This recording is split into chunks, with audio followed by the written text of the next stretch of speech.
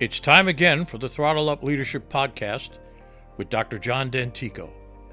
The mission of our podcast is to provide 21st century leadership training for a talent-driven world. We help organizations implement strategies and practices designed to attract, hire, engage, and retain top talent while mitigating the effects of burnout. Our guests are experts in various fields of organizational dynamics, including, but not limited to, leadership, management, communication, and coaching. They bring a world of knowledge and solutions to our viewers and listeners.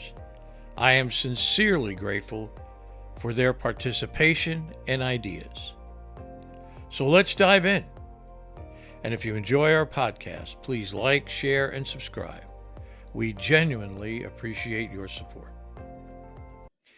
Hello again and welcome to the Throttle Up Leadership Podcast. I'm your host, Dr. John Dentico.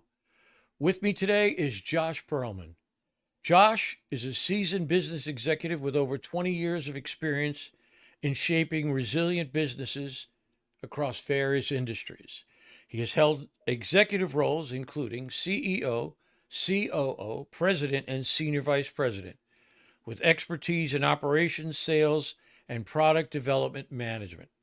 Josh's career is marked by his dedication to bridging the talent gap for small businesses and startups, inspiring him to establish the Gig Exec.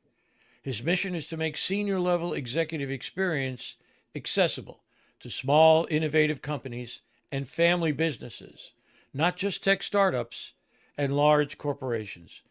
Currently, Josh is the managing director at the Gig Exec and the founder and president of BETR, or Better Productions, continuing his journey of empowering businesses with strategic leadership and innovative solutions.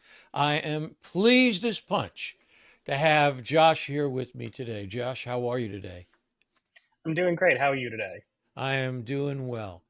So I have a habit of saying, let's just jump right in. Get on with it, as they say. Josh, I want to ask you this question. Why is it so important to have an outside voice that speaks with authority and objectivity to the leaders of an organization? People who are in a company, have a full-time job at a company, have a certain perspective on that company. That perspective is on a couple ways. It's good, it's bad, it's indifferent, but they have a perspective. They have all the baggage that comes with that as well. They have all the back history, they have all the internal politics, but most importantly, a lot of them have a paycheck they really don't want to lose. You have a job, you like your paycheck, you don't want to lose that paycheck, and you not to push on certain buttons that you know are wrong, but you also know that if you push too hard, you'll be out the door. An outside person, an outside consultant, an outside advisor doesn't have that fear. They don't have that baggage. They're able to actually talk to you and look at your business objectively and actually tell you what you need to hear. And if you fire them, okay, you fire them. That's okay. But you also need to be told things sometimes. And you're not always getting the best advice from the people who you employ to agree with you at the end of the day. Is what a lot of people look at, and whether that's true or not. Very few founders, owners, managers take feedback very well when they take it personally. And it makes it really hard to give that feedback at times when they need to make a change to a fundamental thing in order to improve the company, and they don't. Because they don't want to share that information, because they don't want them to sound like they're telling the boss that you're really bad at your job.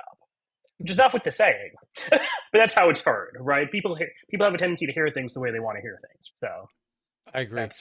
Josh, I'm sure you've seen this many times. There are consultants out there who will tell the CEO or the boss what they want to hear. Yes. With the hope that they'll be continuously employed for some period of time because they're playing to the orchestra, if you will. Yep. Just as you say. So they come equipped with the same quote unquote baggage that someone inside the organization carries. So Josh, do you have any thoughts on how do you find an honest, straightforward exec, if you will, to provide, or consultant to provide that honest feedback? You have to have a relationship with the person. You have to get to know them. If you're going to trust the feedback, they have to actually get to know them. But the flip side of that is you really have to.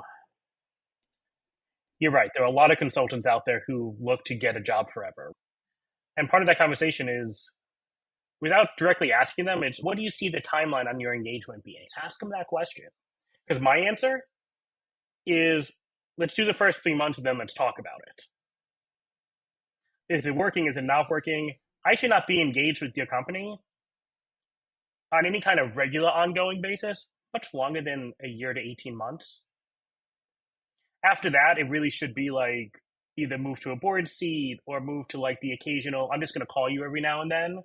But I shouldn't be involved with you forever, because otherwise you should hire a chief operating officer. You should hire a president if I need to be involved with you forever. Like, my goal is to support the owner and the founder and get them going in the right direction.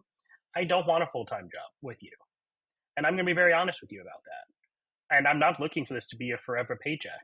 And if you fire me tomorrow, okay.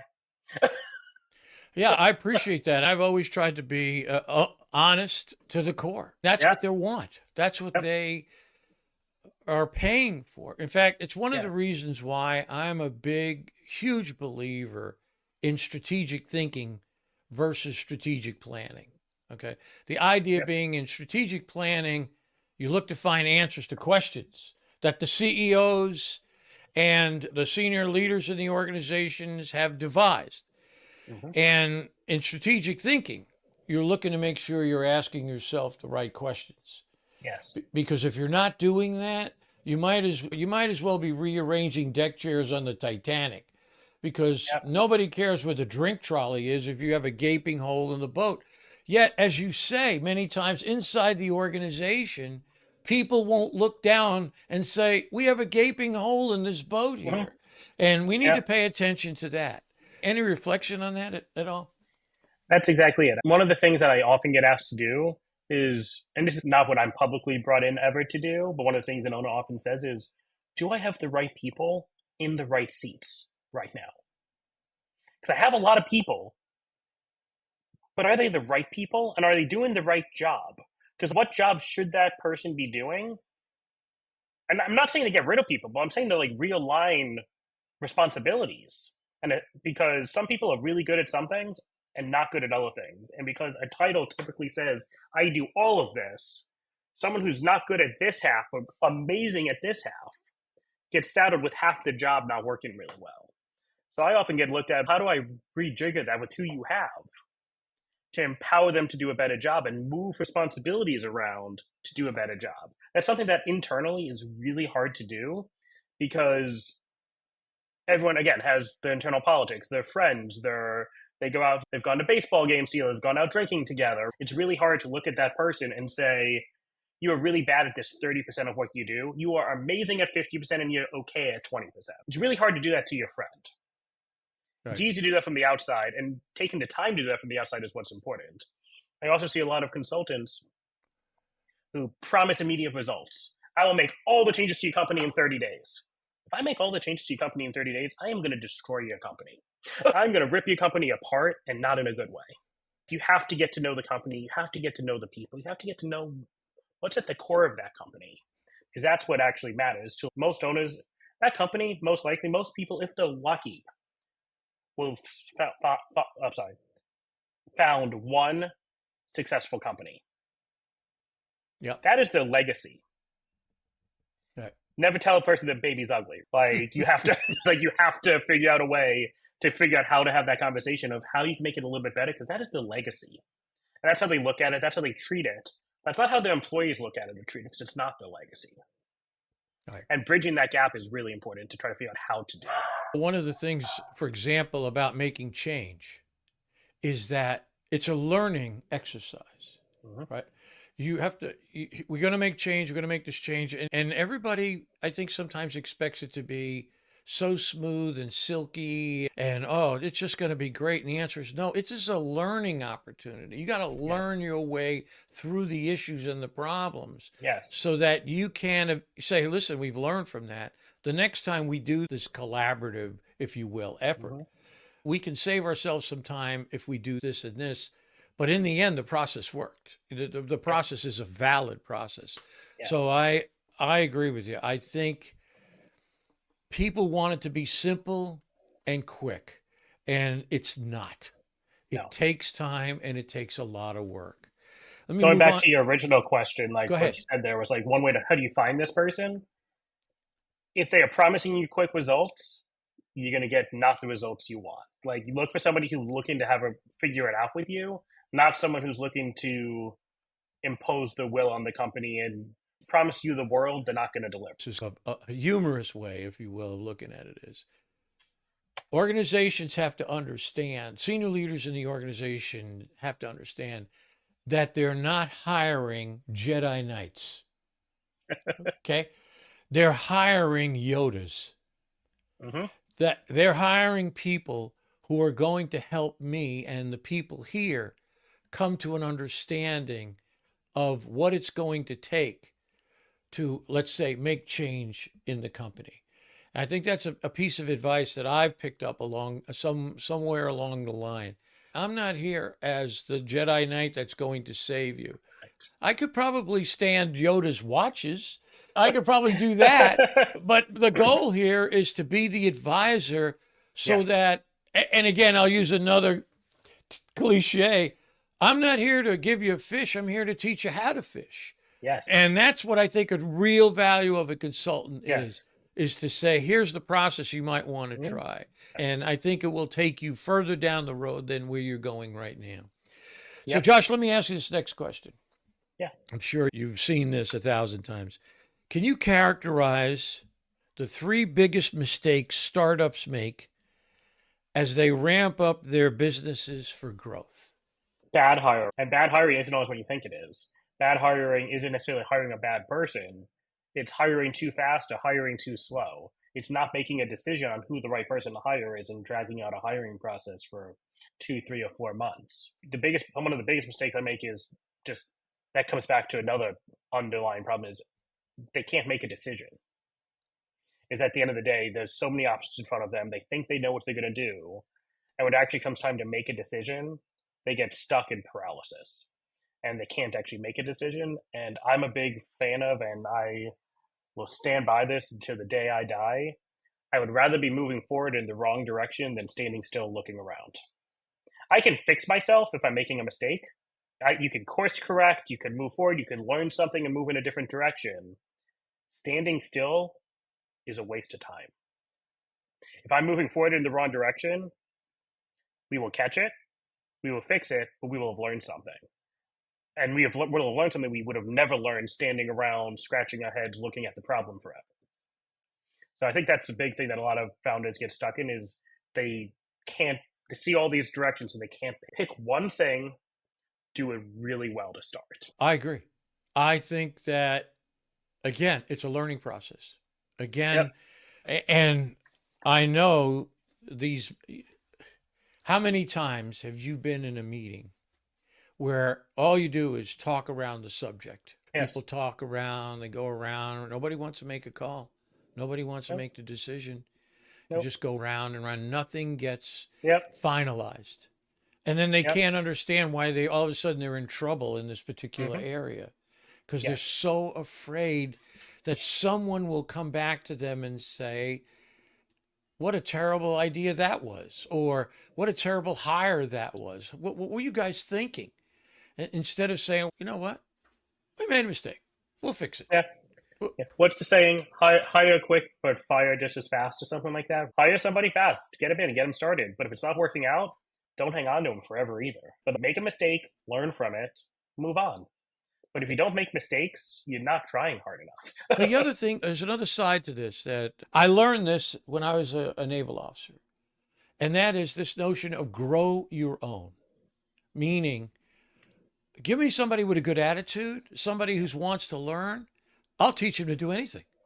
You know what I Yes. mean? I'll take them step by step through the process, Hmm. make sure they're on solid ground, so to Yes. speak. And we will take that person and move them along until they are really ready to take Yes. on a greater responsibility. And a lot of times you don't see that. We want to hire somebody, plug them into this, make them this Yep. cog in the wheel, if you will, and hope miraculous things will happen. And Yep. I think that many times that's looking too Setting up for short at the issue. failure. Say again? He's setting him up for failure at that point. Right. Agreed. Here's one for you, Josh. I think you'll enjoy this one. You ready? Here we go. I'm ready. It has been my experience, probably yours too, that too often organizations create a statement of purpose or a mission statement. I know. You know it's coming. Okay. Uh-huh. They hang it on the wall. You got a Mhm. mission statement? Yeah, it's over there. Work is fun. Sorry. Yeah, and pay little or no attention to it. Uh-huh. Do you believe a mission statement is in creating commitment and its role in galvanizing the entire organization to a focused, as the French would say, raison d'etre, reason for being? This is our reason for being, about who they are and what they do. So if it's used correctly, how? Unless you are a mission-driven company, which there are a bunch out there. There are a lot of mission-driven companies out there. Most mission statements I have ever seen are a joke. Things like work is fun, or we support our customers. Of course you do. If I look at those things, like if I have to say it, it's not true in those cases. If I have to, it's like you tell a joke that isn't funny and I have to explain the joke, it's not a funny joke. No matter what I try to do, it wasn't funny. If I have to explain our mission over and over again, it's not a good mission. The best missions are because the owner and the founder, the leadership team, lives and breathes whatever that mission is. They don't have to say it, they are it. And everyone around them wants to be like it. Those don't have to come in words, that comes from action. And words are just going to be meaningless and phony and oftentimes just fake sounding that become like a snickering joke. There was this one vendor that I used to work with years ago that had the mission statement posted on the wall when you walked in. It was literally on the right behind the receptionist. They had like their 5 points or whatever. And it was like, work is fun and some other things. I'm just like, okay. If you have to tell people they're having fun, they're not having fun. You know how you have fun? Have fun. Be a founder that has a good time, goes out with people, jokes around with them, not hides in a corner office on the 5th floor. Be that person and people will follow you. Saying it, no one cares. I think there has to be a statement that everybody understands, but I agree with you completely. You got to live it. You got to breathe it. You got to know it. In a way, I think of the movie 300 with Gerard Butler. So what is their slogan? Not their mission statement, but the slogan is, "This is Sparta." Does anybody have any questions? Right. You know what I mean? Right. Do you know Like, who we are? Okay. yeah. You could say their mission statement is, "We will meet the enemy and destroy them." Okay. Any questions, anybody? Yeah. Got it. I don't see any hands. Yeah. This is who we are. And everybody knows that. Yes. Most especially the Spartans know that. It's Yes. not just our representation, if you will, to the outside world. This is our mission statement. Aren't we great? No. Every Spartan knows, in a Yes, sense, who they are. this is Sparta. And Yes. this is who we are, and this is what we do. And every Yes. day, we send children into the wilderness to fight dangerous animals, Yes. to prepare them to be a Yes. Spartan. And to me, that it's so crystal Yes. clear. And you don't have to say much. I believe the best mission statement, you get one sentence. The CEO should come in, or the president, if you have it on the wall, and go, "That's who we are. That's what we do. Yep. That's what I get up every morning after and while I'm drinking my coffee, I'm thinking about that." Yep. And how powerful that can be in Yes. terms of creating, if you will, a collaborative organization where people, well, everyone has influence, the go-to people, as I like to call them. Everybody is laser focused on who they are and what they are going to do that day. And I can't even begin to imagine how great the morale would be, because they, as you say, they know who they are and what they're all about. Any thoughts on that? That's exactly it. Having a slogan or having a rallying crying, as you were, if you were going to be Spartans, having something like that you could be excited about, 100% on board. And I think that's so important to understanding who you are as a company. And as long as that founding team and the management team and everybody at all levels actually lives by that code, let's say, and the company has to be receptive to if somebody isn't. I don't care if they're your top performer. If your top performer doesn't live by your values, they shouldn't be there anymore. And companies have a hard time actually making those decisions. Like leaders have a hard time taking a top performer, even if they annoy and do everything wrong at the company and everyone hates them, but they are bringing dollars to you. People have a hard time looking past that. But if you really want to live by it, you have to. Agreed. I think maybe investing some time on figuring out why that person may not be living by the values is worth the time. Yes. Hey, Charlie or Janet, what's going on? What can we do to help you? We're not understanding something here. Help me understand how I can help you. Everybody, all the horses, I hate to use this metaphor, but I'm going to use it. All the horses are pulling on the wagon here except you. Yeah. And we're trying to figure this all out. Help me. I want to help you so we can all work together. And I think that's, as you say, you have to peel that onion back and get to it. And if that person just can't do it, you've got to look for another remedy, and that may be a severance with that particular individual. I appreciate that very much. We're getting closer to the end, Josh. I want to ask you this question and see where it takes us. This is my world famous magic wand question. If you had a magic wand, Josh, and you could wave it at a problem that you see in the work that you're doing perhaps today, what would that problem be and why did you choose it? I would probably try to get rid of, this one, after this conversation, I'm trying to think through this question a little differently now than what how I originally think of things. But I think the big thing here would be, I would want to get rid of kind of ineffective help, if that makes sense, ineffective advice, ineffective boards of directors who try to rip apart your company because they want another dollar. Like, money's important. Making money's important. I'm not going to say that it's not. It's absolutely, at the end of the day, you have to make money. You have to be a profitable company. But if you're going to be a leader that people actually respect and want to follow into battle, you have to also be willing to challenge yourself and look beyond the money at times and look beyond all the voices telling you to do something and know you can do something else. Like, I would get rid of all those other consultants who are yes people anyway and are looking to be there forever. Like, I would get rid of all the people who give you really bad advice, or the Fortune 500 large consulting firm consultant who goes into this little company of 9 people and $1 million a year in revenue and just tries to put the Fortune 500 processes in place and treat them like everything else. And everything about that company is now gone. All the soul of that company doesn't exist anymore. And the reason you would hire them over the Fortune 500 company is gone, because now that soulless company. So I would get rid of all those ineffective kind of bad advice, because I don't think I've watched it happen numerous times. Owners and founders do not get good advice. I agree with you. And the other thing too is small companies, medium-sized companies have a strategic and tactical advantage, in my opinion, if they're getting the right advice. And that is, they're very agile. Yes. They can be. I wouldn't say they are. They can be very agile. They can be very adroit at shifting the emphasis, and instead of being laden with the quote unquote large organization bureaucratic mindset that we know hates change. Yes. Right? It hates it. It can't stand significant change. It can tolerate incremental change. But boy, in this VUCA, sometimes that's right.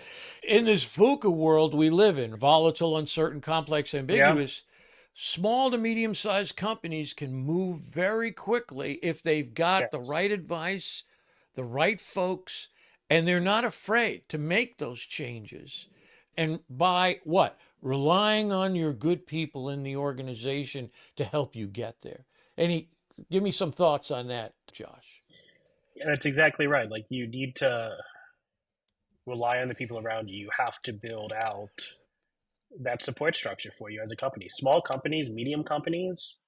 If I wanted to go hire a large manufacturing company, I wanted to hire a large technology company or the biggest software platform out there, I would go hire those companies. If I'm going to a small or medium sized company, it's because I want something different. I want something more boutique. I want a better experience. I don't just want to be another cog in the wheel, another line on a spreadsheet, because I'm never going to be your biggest customer at a Fortune 500 something. I'm going to you because I want that experience to be better. And wanting to scale and grow your business, here's a secret. What, there are hundreds of millions of companies in the world. There are 500 Fortune 500 companies. You're not going to be a Fortune 500 company. Like I'm not going to be an NBA player. I love basketball. I'm 5'8". I'm never going to be a basketball player. It's never going to happen. I can love it as much as I want. I'm not going to be it. I'm okay with that.